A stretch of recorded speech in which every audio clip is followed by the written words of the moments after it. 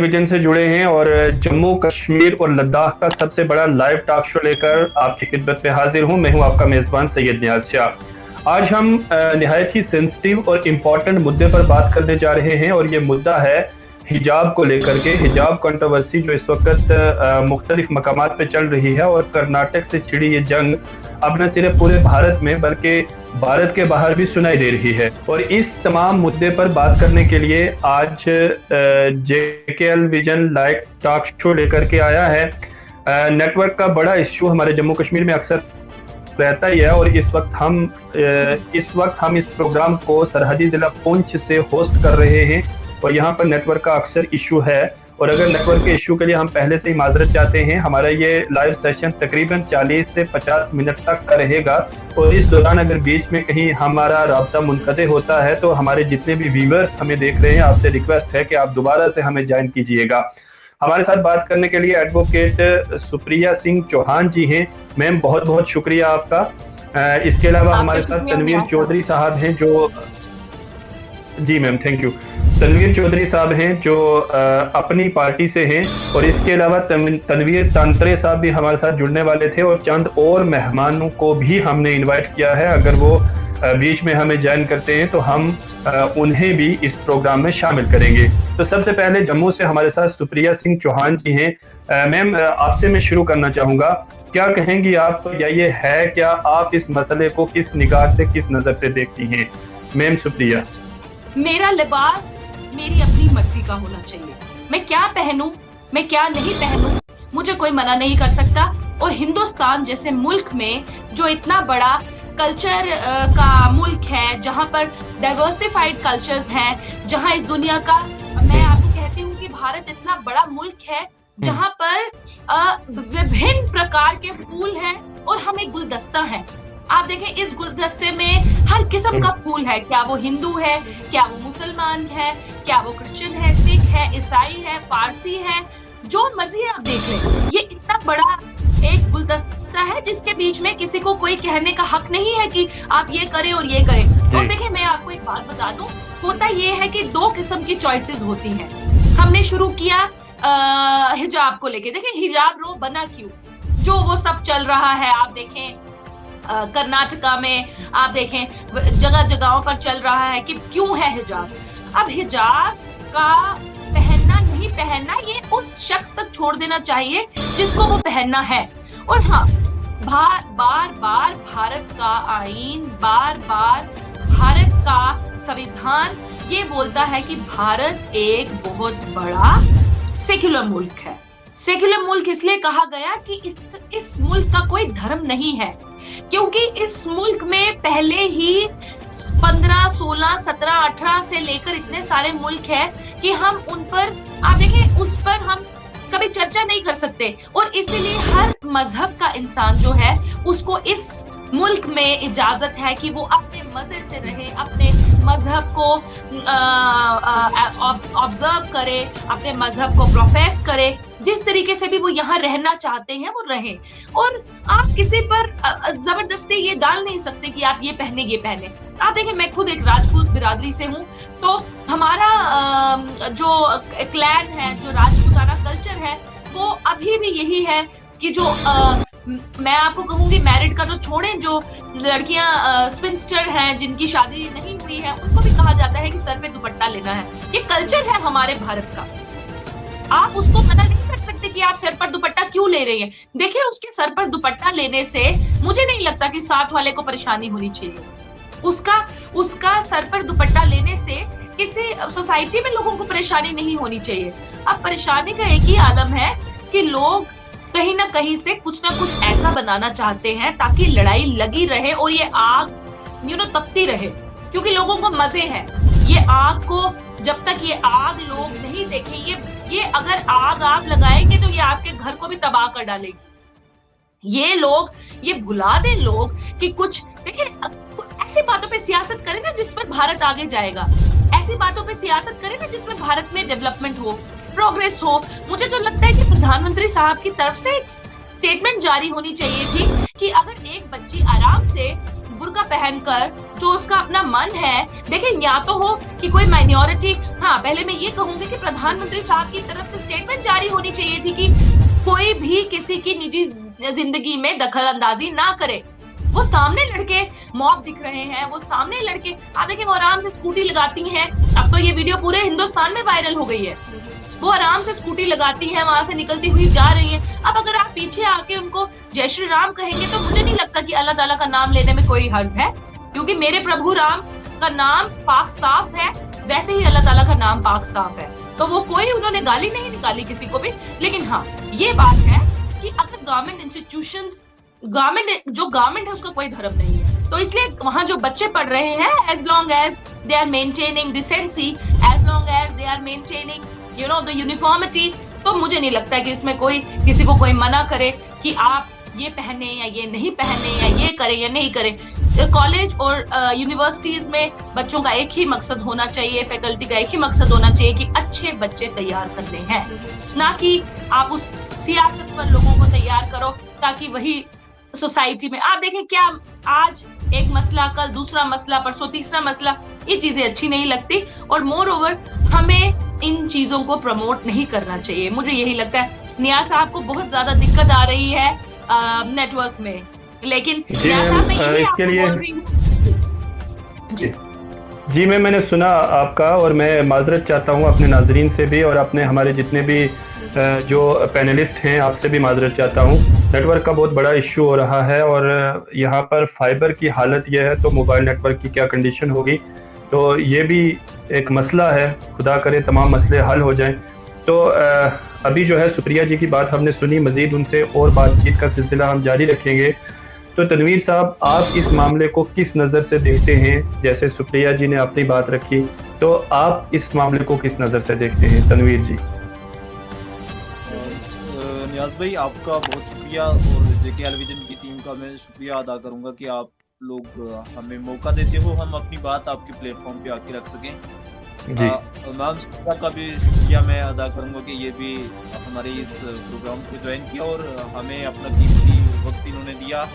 और सबसे पहले तो मैं इनका शुक्रिया अदा करूंगा इस बात के लिए कि मैम ने जो हमारे रूपनगर में गुजर बकरवाल बरादरी के लोगों के साथ इनजस्टिस हुआ और उनकी बस्तियां तोड़ी गई, और उस पर ये कंटिन्यू सरगर्म है और ये इनकी लगातार उस पे स्टेटमेंट आ रही हैं, और ये मैं इसके लिए मुबारकबाद भी पेश करता हूँ और इनके जज्बे इंशाल्लाह जीत होगी हमारी, इंशाल्लाह जीत। इंशाल्लाह। अगर जी आप जो मैटर रहा बड़े अच्छे से कंक्लूड किया है मैम ने उसको कि जो हिजाब का इशू है ये इशू है क्या। मैं आपको मैम सुप्रिया की बात को ही आगे बढ़ाते हुए ये कहूँगा कि कौन क्या पहनता है। मैंने अपने गले में एक शॉल डाला हुआ है, मैंने वास्कट या कोट पहना हुआ है, तो ये मेरी मर्जी है कि मैं इसको पहन रहा हूँ। कॉन्स्टिट्यूशन ऑफ इंडिया मुझे इसके लिए अलो करता है कि मैं क्या पहनूं। वो लड़कियां हमारे कॉलेजेस में हम देखते हैं शाह साहब, मैंने भी यूनिवर्सिटी तक की तालीम हासिल की और मेरे साथ बहुत सारी मेरी ऐसी बहनें थी कि जो निकाब पहन के, जो बुर्का पहन के कॉलेज में जाती थी और उन्हें कोई नहीं रोकता था कि आप क्यों जा रही हैं। आज इस वक्त जब यूपी में इलेक्शन था, यूपी इलेक्शन एक तरीके से एक जमात जो है वो उसमें बुरी तरह से पिछड़ती हुई हमें दिख रही थी, तो उन्होंने अपना एक वो सियासी जो अपना कद था उसको मनवाने के लिए, क्योंकि राम मंदिर का मुद्दा बचा नहीं था या और कोई मुद्दा बचा हुआ नहीं था, तो उन्हें एक मुद्दा चाहिए था और उन्होंने अपने लोगों को भेज के एक ऐसा मुद्दा वहां पे क्रिएट करवाया। जबकि ये तो मैं नहीं, हिंदुइज्म को हम देखते हैं तो हिंदुइज्म में भी जो है हम जब मेरे बहुत सारे दोस्त ऐसे हिंदू हैं जिनके घर हम जाते हैं, जब उनकी खवातीन हमारे लिए पानी लेके आती हैं तो उन्होंने चेहरे पे घूंघट किया होता है, हम उनका चेहरा नहीं देख सकते। मैंने और भी हमारे सिख सरदार बरादरी की जो हमारी बहनें हैं, हमने उनको भी घूंघट में पर्दे में देखा है। तो क्या बुरा है कि मुसलमान खवातीन, मुसलमान लड़कियां अगर निकाब पहन के कॉलेज जाएं? ये निकाब तो ना, हमने इसी निकाब में अपने कई सारी पुलिस ऑफिसर्स को देखा है, हमने इसी निकाब में पायलट्स को देखा है। तो ये कौन सी ताकतें हैं कि जो ये कह रही हैं कि आप निकाब पहन के तालीम हासिल नहीं कर सकते। निकाब ने औरत के जो बैरूनी जो सर है उसको कवर किया हुआ है, ना कि उसके माइंड को कवर किया हुआ है। और ये तो औरत का ड्रेस है, औरत की सेफ्टी है। मैं इस्लाम की बात आपको बताऊं कि इस्लाम जो है ये बड़ा खुला मजहब है और इस्लाम में बिल्कुल किसी पे कोई पाबंदी नहीं है कि आप जो है किस तरीके से, हर आदमी को इख्तियार दिया गया है। और औरत के लिए मैं बिलखसूस कहूँगा कि औरत के लिए पर्दे का जो हुक्म है वो क्यों ज़रूरी है। औरत इस वक्त आप देखते होंगे हमारे हिंदुस्तान में अगर देखा जाए तो रेप के वाक़यात जो है वो कितने बढ़ रहे हैं। और जब इन्हीं बीजेपी के मैं एक शायद मुझे लग रहा है लेजिस्लेटर का इंटरव्यू सुन रहा था कहीं, तो उन्होंने कहा कि रेप अगर किसी लड़की का होता है तो उसके लिए उस लड़की का ड्रेसअप जिम्मेदार है। वो लड़की उस तरह की ड्रेसिंग करके जाती है तो लोग उसको देखते हैं तो लोगों की नजरें जो है वो खराब होती हैं। तो एक तरफ से ये लोग कहते हैं कि जब लड़कियां जीन्स टॉप पहनेंगी तो उनका ड्रेस खराब है, उन्हें पूरा बॉडी को कवर करना चाहिए। जब लड़कियां हिजाब पहनेंगी तो ये कहेंगे कि हिजाब पहन के लड़कियों की तालीम पे असर पड़ता है, लड़कियां एजुकेशन नहीं हासिल कर सकती हैं। तो मुझे नहीं लगता कि ये कोई जायज़ बात है। और मैं बड़ा परेशान होता हूँ अपनी जगह सोच के कि उस हिंदुस्तान, जिस हिंदुस्तान को सोने की चिड़िया कहा जाता था, वो हिंदुस्तान जो हिंदू मुस्लिम भाईचारे के लिए जाना जा रहा था, आज उस हिंदुस्तान को आज की मौजूदा गवर्नमेंट किस तरफ लेके जाना चाहती है। जी तनवीर साहब, इस पर आपसे जो है मजीद बात का सिलसिला हम जारी रखेंगे। सुप्रिया जी, आप एक एडवोकेट भी हैं, तो हमने जिस आइन का जो पढ़ा है और जिस आइन की बात हम करते हैं, हर हिंदुस्तानी चाहे वो किसी भी मज़हब से ताल्लुक़ रखता हो या किसी भी समाज से, ज़ात से ताल्लुक़ रखता हो, उसमें एक वर्ड जो है वो बिल्कुल साफ अंदाज से सेकुलर लिखा हुआ है।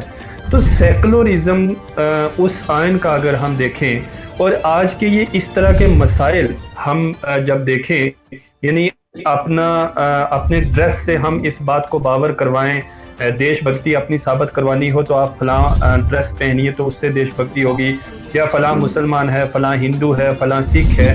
इन सारे मामलात को देखते हुए आपको नहीं लगता कि आईनी हकूक की हक तलफी कहीं ना कहीं हो रही है? नियाज साहब, मैं आपको ये बात बोलूं कि भारत का जो आईन है, भारत का जो संविधान है, वो बहुत बड़ा एक रिटन डॉक्यूमेंट है और वो पूरे वर्ल्ड का सबसे बड़ा रिटन डॉक्यूमेंट है जो ये प्रोवाइड करता है कि इंसानों का हुक्म नहीं चलेगा, इंसानों की हुकूमत नहीं चलेगी। आप देखिए, वो इसलिए बनाया गया ताकि ये इंडिया बहुत बड़ा देश है, इतना विशाल देश है, हर किस्म की, आप देखिए हर मजहब है यहाँ। हम सिर्फ हिंदुइज्म, इस्लाम, क्रिश्चियनिटी, सिखिज्म नहीं देखेंगे। अगर आप देखने चले तो हिंदुस्तान में कम से कम भी 11-12 से ज्यादा धर्म है, मजहब है, जिनके बारे में हमें पता भी नहीं है। और आप देखें, भारत का संविधान ये कहता है कि क्योंकि बहुत सारे मजहब थे तो ये डिसाइड ही नहीं हो पाया कि भारत का मजहब क्या होगा। भारत का मजहब रखा गया इंसानियत, भारत का मजहब रखा गया भारत के लोग, वो लोग जो अलग अलग मजहबों से आते हैं। इसलिए कहा गया कि India state shall have no religion. कहने का ये मतलब है कि स्टेट का कोई रिलीजन नहीं होगा, लेकिन उसे हर रिलीजन के लोगों का एहतराम करना पड़ेगा। और आप देखें, मैं इत्तेफाक रखती हूँ तनवीर साहब की बात से कि आप जो मर्जी पहने, देखें, लिबास किसी भी मजहब में नहीं कहा गया कि लिबास क्या पहनना है। हाँ, कुरान शरीफ में ये जरूर लिखा गया कि आदमी और औरत ने वो लिबास पहनना है जो आंखों को देखने को अच्छा लगे। वहां लिखा गया है कि आपने मॉडेस्टली कुछ वैसा, आपका ड्रेसअप मॉडेस्टली होना चाहिए, मतलब you should look very modest, आप अच्छे दिखे, आप इंसान जैसे दिखे। कहीं नहीं लिखा गया है। लेकिन आप मुझे एक बात बताएं, हम बात करते हैं हदीस की, हम बात करते हैं बाकी जितनी भी हमारे टेक्स्ट हैं जो शरीयत लॉ को डिस्क्राइब करते हैं, वहां बताया गया था कि हर जगह अलग माहौल रह गए। अब जब एक बार हजरत साहब ने ये कहा कि भाई जो भी हमारी औरतें, बच्चियां जो भी बाहर निकलेंगी आउटर गारमेंट्स पहनेंगी। क्यों पहनेंगी? क्योंकि उस वक्त माहौल ऐसा था कि हमारी बच्चियां हरास ना हो पाए। देखिए, कल ही मैं किसी का इंटरव्यू सुन रही थी, एक मुस्लिम लड़की, कश्मीर की टॉपर बच्ची बोल रही है कि मेरे को नहीं मन करता, मुझे कोई मेरा हिजाब पहनना कोई मेरा धर्म नहीं है, मुझे जरूरी नहीं है मैं हिजाब पहनूं। देखिए, वो मेरा हक है, मैं पहनूं नहीं पहनूं, लेकिन आप मुझे फोर्स नहीं कर सकते अगर मैं पहनना चाहती हूँ। आप मुझे तंग नहीं कर सकते, आप मॉब की तरह मेरे पीछे नहीं भाग सकते, आप मुझे डरा नहीं सकते हो सोसाइटी में कि आप ये उतारो, आप ये उतारो। आप देखें, अगर वो करना पड़ेगा तो हिंदुस्तान में बहुत तब्दीलियां लानी पड़ेगी, हिंदुस्तान नहीं रहेगा। आप देखें, अमेरिका की जस्टिस बनी जो मुस्लिम लेडी, उन्होंने वो हिजाब पहन के बैठती है, किसी जुडिशरी ने उनको नहीं रोका। आप देखें, जहां वो तो एक जस्टिस जो है वो हिजाब पहनकर बैठती हैं, लेकिन आज अगर हम कर्नाटक की बात करें तो बच्चियों को तो इम्तिहान हाल में नहीं जाने दिया गया, एग्जामिनेशन सेंटर में वो नहीं बैठ पाई, और तकरीबन 1 दर्जन बच्चियां जो हैं वो एग्जाम दिए बगैर ही घर को लौट गई, क्योंकि उन्होंने कहा कि हमें एग्जाम से ज्यादा जो है अहमियत हम अपने मजहब को देते हैं, क्योंकि ये आइन ने हमें हक दिया हुआ है। तो एक तरफ जब सुप्रीम कोर्ट की बात करें या हाई कोर्ट की बात करें, ये मामला भी कोर्ट में है, इसमें कोई शक वाली बात नहीं है, और कोर्ट की तरफ से, हाई कोर्ट की तरफ से डिसीजन भी आया है, और अभी भी सुप्रीम कोर्ट में ये मामला जो है वो चल रहा है। अब जो कोर्ट का फैसला होगा, जो आइन का फैसला होगा, वो तो एक अच्छा फैसला आएगा, और सबके हक में वो फैसला जो है वहां से आएगा, हमें इस बात की उम्मीद करनी चाहिए, और सभी भारतीयों को इस बात की उम्मीद होती है। लेकिन एक जानिब जहां बड़े बड़े ओहदों पर जो खवातीन हैं वो बुर्का या हिजाब या स्कार्फ पहनती हैं, तो एक तरफ बच्ची को एग्जाम नहीं देने दिया जा रहा है। सुप्रिया जी, तो ये हो क्या रहा है, ये कौन सा भारत हम देख रहे हैं? न्याज साहब, मैं आपको एक बात बता दूं, भारत माँ जो है वो जरूर बैठ के, जरूर उनका दिल दुखी होता होगा, वो जरूर सोचती होंगी, क्योंकि हमें बहुत एहतराम है भारत का, हम इनको अपनी माता कहते हैं, हमने इनको अपनी माँ का दर्जा दिया है। आप देखें, ये बात ये है कि चंद लोग सियासत चलाना चाहते हैं, चंद लोग इस सोसाइटी में परेशानी का आलम बरकरार रखना चाहते हैं, लेकिन उनको पता नहीं चल रहा इस आग में बहुत सारे तबाह होने वाले हैं। आप देखें, अच्छा यही था, हमारे प्रधानमंत्री इतने बड़े लीडर हैं, टॉल लीडर हैं, पूरा वर्ल्ड कहता है, अच्छा यही था वो उस दिन एक स्टेटमेंट देते और कहते कि इस पर अभी ही फुल स्टॉप लगा दो। ये कोई बड़ी बात नहीं है। जब आपने देखा तबलीगियों को बोला गया कि तबलीगियों ने ही वायरस फैलाया, तो प्रधानमंत्री साहब का 3 दिन के बाद स्टेटमेंट आता है कि ऐसी बात ना करें जिससे इखलाक या आपसी भाईचारा खराब हो। बहुत बड़ी बात है, बिल्कुल। मैं कहती हूँ, लेकिन बात ये है, उनको भी नहीं जीने देंगे लोग, क्योंकि आप देखिए, एक बच्ची आराम से स्कूटी लगाती है, आपको परेशानी नहीं करती है, वीडियो वायरल है, आपके सामने वो आराम से निकलती हुई जा रही है, आप कैसे कर सकते हैं ये? आप ये नहीं कर सकते। उसको देखिए, हिंदुस्तान इतना बड़ा विशाल मुल्क है, अगर आपको हिजाब रोकना पड़ेगा तो आपको बहुत सारी चीजें रोकनी पड़ेंगी, और वो वाजिब नहीं है, वो पॉसिबल नहीं है। फिर आपको हमारे क्रिश्चियन भाइयों को भी रोकना पड़ेगा, आपको हिंदुओं को भी रोकना पड़ेगा। बहुत सारे हिंदू है पीछे बोधी रखते हैं, बाल रखे हैं उन्होंने। तो जब हम स्कूल में पढ़ते थे, हमें कहा जाता था कि cut your nails and cut your hairs. तो हमारे सिख भाई हैं, उनका अपना मजहब कहता है पगड़ी बांधनी है, उनकी शान है। क्या अब हमारी लड़कियां हैं, वो हिजाब पहनना चाहती हैं, लेकिन आप मना नहीं कर सकते। ये इस भारत की पहचान ही इस गुलदस्ते की वजह से है, वरना आप इसे बना दे क्रिश्चियन नेशन, आप बना दे इस्लामिक नेशन, बना दे हिंदू नेशन, फिर आप कुछ रखना चाहते। भारत का संविधान भी बताता है कि हर इंसान को एक जायज हक है अपनी जिंदगी जीने का। मतलब ये नहीं है कि सुप्रिया चाहे नियाज साहब को परेशान करना, तो वो मैं पब्लिक में चलूं, वो नहीं चलेगा। लेकिन as long as I am modest, as long as I am decent, nobody can stop me from professing my religion, from wearing whatever I wish to wear। तो मैं समझती हूँ ये सरासर गलत है, इसको टास्क पे लेना चाहिए। जी चलिए, तो अब जैसे हम बचपन में पढ़ते थे, आप सब ने भी पढ़ा होगा, हमारे व्यूवर्स ने भी पढ़ा होगा कि सारे जहां से अच्छा हिंदुस्तान हमारा, और उसमें एक बीच में एक बंद आता था कि मजहब नहीं सिखाता आपस में बैर रखना, हिंदी है हम वतन है सारा, हिंदी है हम वतन है हिंदुस्तान हमारा। तो इस हिंदुस्तान को, ये हिंदुस्तान हमारा वतन है, और इस हिंदुस्तान से मोहब्बत तमाम हिंदुस्तानियों का एक अहम जुज है। और मुस्लिम मजहब की अगर बात करें तो इसको ईमान का जुज कहा जाता है, मुल्क से मोहब्बत करना। तनवीर साहब, इस मोहब्बत के बीच, क्योंकि हम सब का जो फर्ज बनता है और वो सभी को करना भी चाहिए मुल्क से मोहब्बत, लेकिन ये ऐसे मामलात ऐसे वक्त में हमारे सामने आते हैं, कोई मजहबी मामलात हम उनको मान लें कि जब कहीं ना कहीं कुछ इलेक्शन प्रोसीजर चल रहा होता है, क्योंकि आप एक सियासी पार्टी से भी ताल्लुक़ रखते हैं, तो मज़हब को सियासत में लाने की कोशिश की जा रही है या मज़हब के साथ छेड़छाड़ सियासी आड़ में की जा रही है? क्या आपको ऐसा लग रहा है? देखिए नियाज भाई, मैंने पहले भी ऑलरेडी कहा है कि इस वक्त एक जो हमारी मैं कहूँगा बदकिस्मती से इक़्तिदार पे विराजमान जमात जो है ना, वो इस वक्त चाहती ही यही है कि मुल्क में दंगे फैला के, मुल्क में मजहबी मुनाफरत फैला के, मुल्क को तकसीम करके मुल्क पे राज किया जाए, और जो वो कर भी रहे हैं। आपने देखा होगा कि जो हमारी Jammu Kashmir state, erstwhile state of Jammu and Kashmir, कैसे इन लोगों ने वहां से 370 को एप्रोप्रिएट करके यहाँ पे यूनियन टेरिटरी बना दी एकदम से। इसके अलावा भी आप देखें कि जब भी सेंट्रल गवर्नमेंट को जरूरत पड़ती है तो वो ऐसे ऐसे यहाँ पे काम करते हैं कि हम देख के परेशान हो जाते हैं कि ये हो क्या रहा है। आप अभी रिसेंटली थोड़ा टाइम पीछे चले जाएंगे तो बीजेपी की जानिब से जब बीजेपी के लीडरों को पीर पंजाल, मैं अपने रीजन की बात करूंगा, जब बीजेपी के लीडरों को पीर पंजाल का दौरा करना था तो उस वक्त बीजेपी के लीडरों ने वहां पे एक हवा आवाम के बीच फैलाया कि रविंदर रैना साहब और बीजेपी के दीगर लीडर पुंछ में आके लोगों को पहाड़ी कम्युनिटी से, जो पहाड़ी ट्राइब से हमारे लोग आते हैं, उन्हें जो है वो एसटी का स्टेटस देंगे। रविंदर रैना की पूरी टीम यहाँ पे आई, आके पहाड़ी कन्वेंशंस के नाम पे लोगों को इकट्ठा किया और इकट्ठा करके लोगों को भाषण दिए और फिर चले गए। और जब जाके ये बात डॉक्टर जितेंद्र सिंह साहब से एक दफा किसी ने सवाल किया कि आप लोग पहाड़ी ट्राइब को एसटी देने के बारे में कुछ सोच रहे हैं, तो ये क्या सीन है?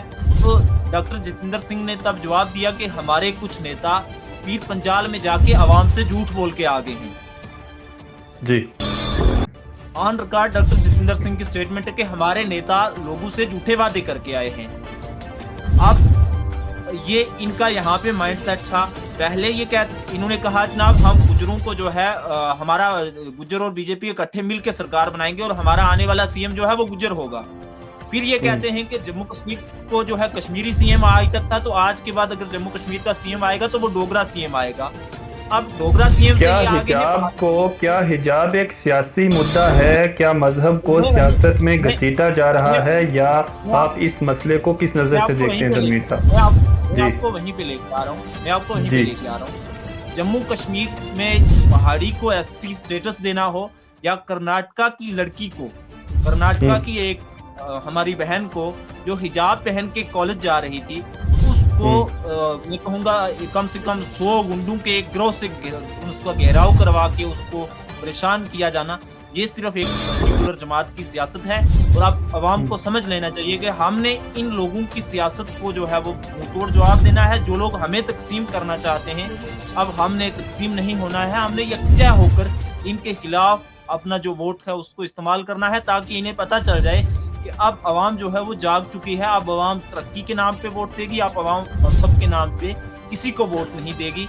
ये बीजेपी की गलतफहमी है। हमने अभी जो पहले जो फर्स्ट फेज और सेकंड फेज के चुनाव यूपी में हुए हैं, वहाँ हमारे जो रिसोर्सेज होते हैं या हम मीडिया में देखते हैं, तो हमें लग रहा है कि उन लोगों ने बीजेपी को अच्छा जवाब दिया है, और इंशाल्लाह आने वाले वक्त में भी इन लोगों को करारा जवाब मिलेगा। और जो ये मजहबी मुनाफरत फैला के हिंदू और मुसलमान के बीच एक जंग छेड़ना चाहते हैं, इंशाल्लाह जल्द ही इसका जवाब मिलेगा। हम चलिए, तो तनवीर साहब जिस तरह से कहते हुए दिखाई दे रहे हैं कि मजहब को सियासत के साथ जोड़ने की कोशिश की जा रही है, यहाँ पर हमें ये जहन में रखना चाहिए कि मजहब एक अलग चैप्टर है और सियासत एक अलग चैप्टर है। जब हम मजहब को सियासत का रंग देंगे या सियासत में हम मजहबी चीज़ों को घसीटने की कोशिश करेंगे, तो जाहिर सी बात है कि मजहब की बेअदबी होगी, मजहब की बेहुरमती होगी, और मजहब की जब बेअदबी होगी तो उस वक्त फिर इस तरह के मामला ज़रूर सामने आएंगे। और मजहब की बेअदबी करके, चाहे वो हिंदू हो, सिख हो, ईसाई हो, बुद्ध हो, मुस्लिम हो, किसी भी मजहब से ताल्लुक़ रखने वाला कोई भी शख्स हो, मजहब की बेहुरमती जब होगी तो जाहिर सी बात है कि हमारा समाज किसी कीमत पर तरक्की नहीं कर सकता है, क्योंकि समाज की तरक्की के लिए ज़रूरी है कि हम हर चीज़ को उसी मयार पर रहने दें जिस मयार पर वो होनी चाहिए। मजहब तो उस वक्त भी था जब अंग्रेजों के खिलाफ हम जंग लड़ रहे थे, तो उस वक्त क्यों नेहरू, गांधी और अशफाकुल्ला सभी मिल करके और भगत सिंह समेत एक ही सफ में खड़े होकर भारत माँ की जय जयकार भी कर रहे थे और अंग्रेजों के खिलाफ जंग भी लड़ रहे थे और कामयाबी भी हासिल की उन्होंने। उसकी वजह ये थी कि उन्होंने मजहब को अपने गुरुद्वारे, मस्जिद और मंदिर के और दूसरे चर्चा घरों में रखा और सियासत को स्टेज पर रखा। अंग्रेजों के सामने जब वो आए या सियासी बनकर आए तो उन्होंने सियासत की बात की, और जब वो दूसरे मजहबी मकामात पर गए तो उन्होंने मजहब की बात की। सुप्रिया जी, कितना आप इस बात से मुत्तफिक हैं? और खासतौर से मैं एक और पैगाम भी यहाँ पर देना चाहूंगा, जितने भी व्यूअर जेके विजन से जुड़े हैं, दुनिया भर में हमें लोग देख रहे हैं, आपसे ये गुजारिश है कि आप बिल्कुल भी जो है वो अपना एतमाद बनाए रखें, आइन पर भरोसा रखें, अपना जो हमारा संविधान है उस पर आप भरोसा रखें, और ये मामलात जो हैं ये इंशाल्लाह आज नहीं तो कल जरूर बेहतर हो जाएंगे। नजर आप जरूर रखिए तमाम मामलों पर, लेकिन अपने आप को जो आइन ने हकूक दिए हैं वो हकूक कोई किसी से नहीं छीन सकता है। तो सुप्रिया जी, ये जो सियासत और मजहब की जो एक आड़ है या इन दोनों को आपस में मिला लेना है, क्या लगता है आपको कि क्या इसी की वजह से ये तमाम चीजें हो रही हैं या कुछ और इसका पस मंजर आप देख रही हैं? नियाज साहब, मैं आपको एक बात बताऊं, हम लोगों की इतनी डिग्रेडेशन हुई है, इतनी डिग्रेडेशन हुई है, इतनी डिस्ट्रक्शन हुई है कि आप ये सोचें जब कर्जन आया था तब हम हिंदू और मुसलमानों ने इकट्ठे राखियां बांधी, लाइटें बंद की थी उसके लिए, और एक दिन लाइट बंद की, एक दिन दिवाली मनाई कि तुम हमें तकसीम नहीं कर सकते। आप ये सोचें कि कब अटेम्प्ट हुए थे हम पर शुरू, और तब हम लोगों ने मुंह तोड़ जवाब दिए। आप देखें उसके बाद हिंदू मुसलमान इकट्ठे हुए, फिर दोबारा अंग्रेज आए, उन्होंने फाइनली हमें डिवाइड करने की साजिश को कामयाब बना डाला। लेकिन आप मुझे बताएं, अगर ये इतना बड़ा भारत मुल्क आज भी अपने कदमों पे खड़ा है ना, तो वो आप जैसे हम जैसे लोगों की वजह से है। ये जो तकसीम करने वाले ना, ये चंद हैं, ये इतने से हैं, और इनको आइडेंटिफाई करना है, इनके एजेंडा को कामयाब नहीं होने देना है। और ये मैं आपको बोल दूं, किसी के कहने से मेरे को अपने मुल्क से मोहब्बत कम नहीं होती, आपको आपके मुल्क से मोहब्बत कम नहीं होती। और मैं ये आपको बात बता दूं, असली में पॉलिटिकल लोग वो थे जिन्होंने एक्चुअली, मैं आपकी बात के साथ मैं टोटल इत्तेफाक रखती हूँ कि मजहब है सिर्फ मेरा और मेरे भगवान का, इसके बीच में और कोई नहीं आना चाहिए। मजहबों को घर छोड़ के आए, मजहबों को मंदिरों में, मस्जिदों में, चर्चेज में, गुरुद्वारों में छोड़े और इंसानों की इंसानियत के मजहब में काम करें। आप मुझे बताएं, इन्होंने आपको क्या लगता है? आपको नहीं लगता आजकल खून पर और इंसानों की लाशों पर सियासत होती है? किसको परवाह है 4 लोग मर भी जाएं? किसको परवाह है कि अब आप लोगों को, आप मुझे बताएं, ये तो हिम्मत देती हूँ उस लड़की की जिसने उस दिन आगे अल्लाहू अकबर बोला है। देखिए, वो राम का नाम ले, अल्लाहू अकबर का नाम ले, भगवान एक ही है। लेकिन आप देखिए उसने कितनी हिम्मत रखी, पीछे मॉब था, मैं देख रही थी, यूनिवर्सिटी अथॉरिटीज रोक रही थी उस मॉब को, लेकिन मॉब का कौन सा दिमाग होता है, वो चाहते उसको मार भी सकते थे जी। ये कुछ चीजें ऐसी हैं जिसे हमें कंडेम करना है, और कंडेम उस तरीके से करना है ताकि दोहराई ना जाए। देखिए, भारत बहुत बड़ा मुल्क है, ले ना भारत फैसला की यूनिफॉर्म सिविल कोड होगा, ले फैसला, फिर जिसको नहीं पढ़ना है वो ना पढ़े। लेकिन आप इतने बड़े विशाल भारत में आप ये ला ही नहीं सकते, क्योंकि आप मेरे सिख भाई को नहीं बोल सकते हो कि जो केश उनके मजहब ने उनको बोला है रखना है, जो उनको वो पगड़ी पहननी है, वो आप नहीं मना कर सकते उनको। जो हम राजपूतों का कल्चर है, सर पर दुपट्टा लेना, झुंड निकालना, मैं अभी तक भी आपको कहूंगी कि मेरी मदर का चेहरा उनके देवरों ने, जेठों ने नहीं देखा होगा, तो क्या आप मेरी माँ को मना कर सकते हैं? मैं राजपूत हूँ, आप उनको नहीं मना कर सकते कि आप अपना चेहरा दिखा के चले। देखिए, वो मेरी मर्जी है, मैं रखूं नहीं रखूं। लेकिन आप इतने बड़े खूबसूरत भारत में, इतने बड़े विशाल भारत में आप ये छोटी छोटी चीजें ना करें जिससे भारत की बर्बादी हो रही है। और चलिए तनवीर साहब, आपके पास मैं आ रहा हूँ। मैं सुप्रिया जी एक और क्वेश्चन इसमें जोड़ना चाहूंगा कि बात आपने छेड़ी है मुस्कान की, और उसकी आपने बहादुरी, उसकी जो है उसको आपने दाद भी दी है। और यहाँ पर मैं ये कहना चाहूँगा कि इस वक्त हम अगर जम्मू कश्मीर यूनियन टेरिटरी की बात करें तो यहाँ की हमारी बच्चियाँ, चूँकि हम खुद भी एक एजुकेशन सिस्टम से जुड़े हुए हैं, और जितने भी हमारे बच्चे हैं, बच्चियाँ हैं, उनके दिल में एक खौफ है, एक डर है कि कब न जाने हमारा स्कूल जाना बंद हो जाएगा, क्योंकि हम हिजाब पहन करके जाती हैं या स्कार्फ पहन करके जाती हैं, अपने बालों को छुपा कर जाती हैं, ढक करके जाती हैं। तो एक खौफ उनके दिल में ज़रूर जो है वो तारी रहता है। और यहाँ पर हम मुस्कान को ज़रूर इसलिए उसकी बहादुरी को जो है अप्रिशिएट करेंगे क्योंकि वो डरी नहीं।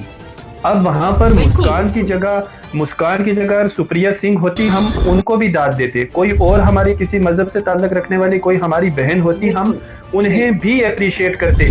सबसे बड़ी बात यह है कि जब लड़कियां अपने आप को, हमारी खवातीन, हमारी बच्चियां, हमारी बहनें, हमारी माएँ जब अपने आप को एक शेरनी की तरह बाहर निकलेंगी तो जाहिर सी बात है कि जीत उनकी होगी। तो इससे हमें एक सबक जो मिलता है वो ये भी मिलता है कि हमने घबराना नहीं है, हमने हिम्मत के साथ हर एक जो सिचुएशन है उसका हमने मुकाबला करना है।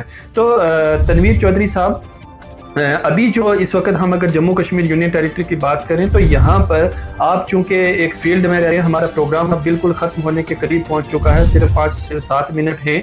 तो मैं ये जानना चाहूँगा आपसे कि जम्मू कश्मीर की बच्चियों के लिए क्या पैगाम रहेगा आपका, और ख़ास तौर से हम तो हमेशा यही पैगाम देते हैं अमन, मोहब्बत, भाईचारा, अखुवत और शांति का। तो वो बच्चियां जो इस वक्त डरी हैं, सहमी हैं, या कुछ उनके जहनों में ख्याल आ रहे हैं, या एक वर्ग जो कहीं ना कहीं जो माइनॉरिटी है वो कहीं जो अगर कुछ सोच रही है, तो क्या पैगाम रहेगा आपका तनवीर साहब? सबसे पहले तो मैं कहूँगा कि जो आखिर में मैं ये कहना चाहूँगा जम्मू कश्मीर की मेरी हर उस बहन को, हमारी हर वो बहन जो यूनिवर्सिटीज या हम कॉलेजेस में जाती हैं या कहीं भी जाती हैं, हिंदुस्तान के आइन पे हमें सबसे पहले भरोसा रखना है, क्योंकि हिंदुस्तान का आइन हमारे लिए हमारी जानों से भी ज्यादा प्यारा है। हिंदुस्तान के आइन से बढ़के कोई भी चीज जो है वो हमें अजीज नहीं है।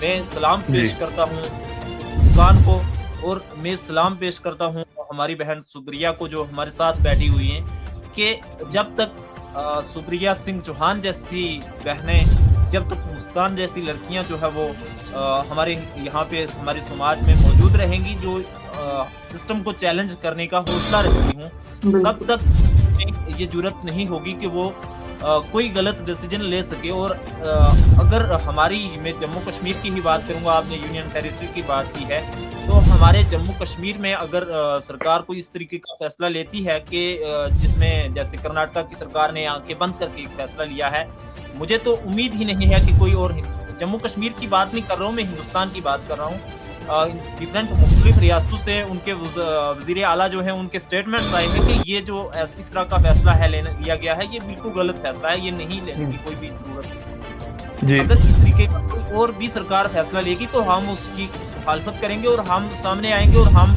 मजबूर करेंगे सरकारों को कि वो इस तरीके के जो आवाम के और समाज के दुश्मन फैसले हैं, इस तरह के फैसलों से बाज आए। रही बात इस्लाम की, तो हमारा इस्लाम हमें ये सिखाता है कि आप सबसे पहले किसी के ऊपर कुछ भी कीचड़ मत उछालिए, क्योंकि जब आप किसी की तरफ एक उंगली उठाते हो तो 4 उंगलियां तुम्हारे ऊपर उठती हैं। वो इशारा करती हैं कि जब हम किसी को गलत कहते हैं तो 4 उंगलियां हमारी तरफ इशारा कर रही होती हैं कि भाई अपने बारे में सोच ले, क्या पता तू खुद ही गलत हो। हिजाब जो है वो हमारी मुसलमान खवातीन का जो है वो मुसलमान खवातीन का ही नहीं, हिजाब जो है वो किसी भी लड़की का एक जेवर है और एक गहना है, और उससे किसी को भी नहीं रोका जा सकता। हम पूरे हिंदुस्तान की उन बहनों के साथ खड़े हैं जहाँ पे हमारी जरूरत होगी। मैं अपनी तमाम बहनों के लिए ये पैगाम मैं देना चाहता हूँ कि हमारा मजहब और हमारा कॉन्स्टिट्यूशन और हमारा आइन हमें ये इजाजत देता है कि हम क्या पहने, हम क्या खाएं, हम किस मजहब में रहें, इससे कोई भी हमें रोक नहीं सकता।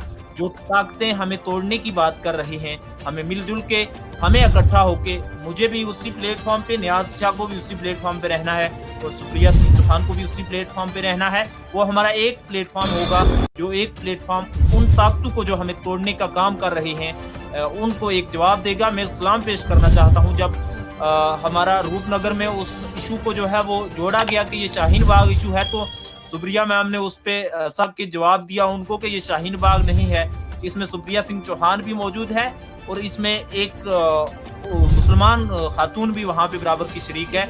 हम इसे ऐसे इश्यूज को जो है वो बिल्कुल गलत तरीके से पेश करने की इजाज़त किसी को भी नहीं देंगे। हिजाब हमारा हक है, हिजाब हमारी ख़वातीन का हक है और हम उसके लिए किसी भी हद तक कानूनन जितना भी कॉन्स्टिट्यूशन ऑफ इंडिया हमें इजाज़त देता है वो लड़ेंगे और अपनी बहनों के तहफ़्फ़ुज़ के लिए अगर हमें अपनी जानों का नजराना भी देना पड़ा तो हम पीछे नहीं रहेंगे। चलिए तनवीर साहब, बहुत शुक्रिया। सुप्रिया जी, आखिर में एक तो आपका हम पैगाम भी लेंगे और साथ ही साथ जो है आपका शुक्रिया भी अदा करेंगे। और ख़ास तौर से जो चीज़ मैं आपसे आखिर में जानना चाहूँगा वो ये है कि बहुत सारे यानी कि सिर्फ इस्लाम में नहीं, बहुत सारे मज़ाहिब के लोगों की जानिब से सोशल मीडिया पर इस मामले का कंडम किया गया है। तो अब सुप्रीम कोर्ट से क्या उम्मीद हमें रखनी चाहिए और इस माहौल में आम जो बेटियां हैं हमारी भारत की, उन्हें क्या करना चाहिए? इस सवाल के साथ आपका पैगाम भी हम लेना चाहेंगे।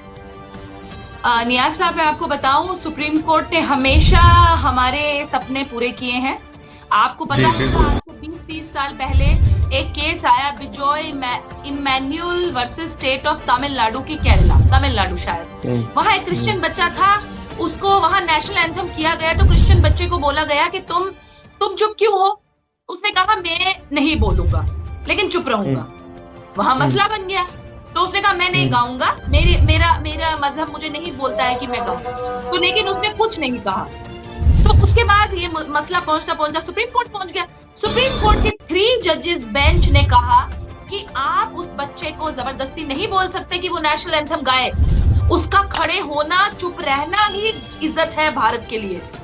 आप देखिए, सुप्रीम कोर्ट का विजन बहुत बड़ा है, सुप्रीम कोर्ट का विजन छोटा नहीं। मैं ये समझती हूँ कि आप उसको मना करें कि वो हिजाब ना पहने, इससे अच्छा आप उन लड़कों को मना कीजिए कि वो पीछे जाकर नारे ना लगाएं। आप उस बिटिया को ना मना करें, आप मुझे ना मना करें मैंने क्या पहनना है। आप देखें, हम आदमी और औरत इकट्ठे एक सोसाइटी में एक समान है। आपने हमें कमजोर बनाया, लेकिन मैं कहती हूँ, मैं बीइंग अ फीमेल कहती हूँ कि आदमी उतना ही जरूरी है एक समाज के लिए जितनी मैं। तो आप क्यों ना उन लोगों को समझाएं ना, मेरे को क्यों सोचना है। और मेरा उन सब तमाम बच्चियों से, उन सब लोगों से, उन सब माओं से, उन सब दोस्तों से, हम उम्र लोगों से ये मेरी अपील है कि प्लीज आप इन गलत बातों में ना जाएं। आपको भारत का आईन, भारत का संविधान पूरा हक देता है कि आप डिसेंटली, आप मॉडेस्टली, आपका जो मन करता है आप पहने। जी हाँ, कोई माइनॉरिटी कॉलेज होगा, जैसे जम्मू में एक माइनॉरिटी कॉलेज है, सिखों का कॉलेज है, वो इजाजत नहीं देते कि आप वहां जीन पहन सकते हैं। अब वो मेरी मर्जी है, मैं उस प्राइवेट कॉलेज में एडमिशन लूं या नहीं लूं।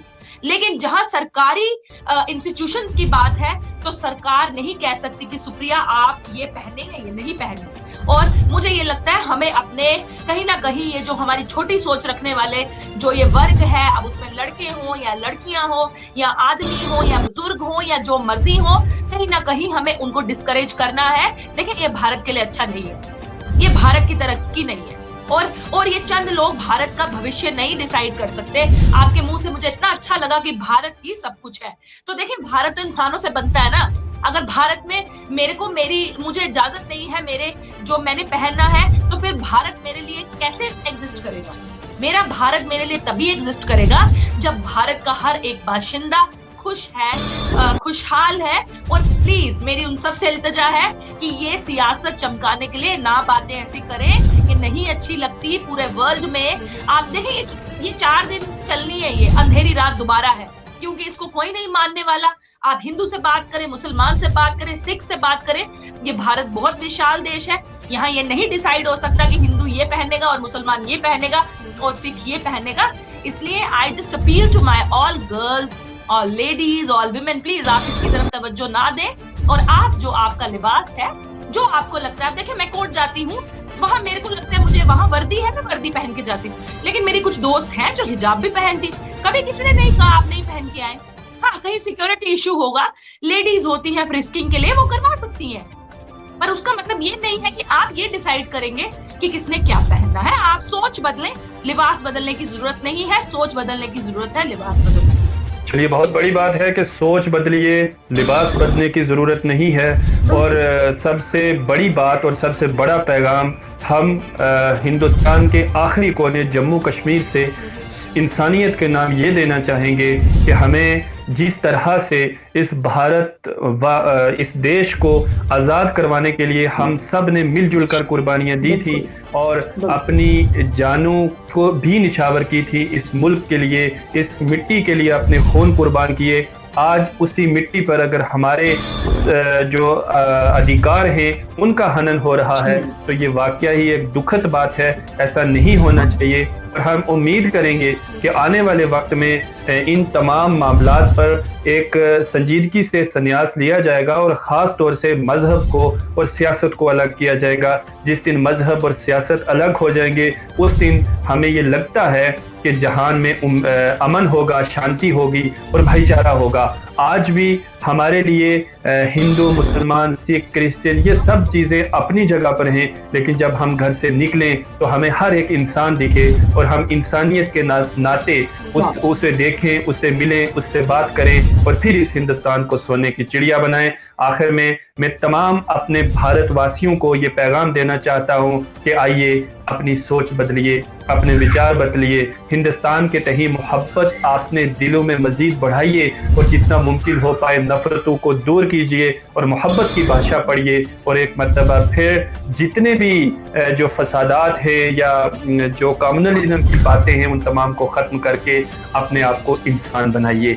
मैं आखिर में तनवीर चौधरी साहब का आपका सर बहुत शुक्रिया कि आपने आज हमें JKL विजन पर ज्वाइन किया और हमारे इस प्रोग्राम में हिस्सा लिया। सुप्रिया सिंह जी, आपका बहुत कीमती वक्त हमने लिया, उसके लिए हम आपके बहुत शुक्रगुजार हैं। बहुत जल्द जम्मू कश्मीर और लद्दाख के सबसे बड़े लाइव टॉक शो में हम कुछ और शख्सियात को लेकर आएंगे और किसी और मुद्दे पर करेंगे बात। फिलहाल अपने दोस्त सैयद नियाज शाह के साथ JKL विजन की पूरी टीम को अगले प्रोग्राम तक दीजिए इजाजत। खुदा हाफिज, जय हिंद।